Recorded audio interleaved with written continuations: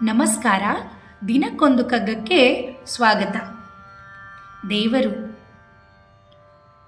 ಇಹುದೋ ಇಲ್ಲವೋ ತಿಳಿಯಗೊಡದೊಂದು ವಸ್ತು ನಿಜ, ಮಹಿಮೆಯಿಂ ಜಗವಾಗಿ ಜೀವವೇಷದಲ್ಲಿ ವಿಹಿಪುದದೊಳ್ಳಿತೆಂಬುದು ನಿಸದವಾದೊಡ ಗಹನ ತತ್ವಕ್ಕೆ ಶರಣೋ ಮಂಕುತಿಮ್ಮ.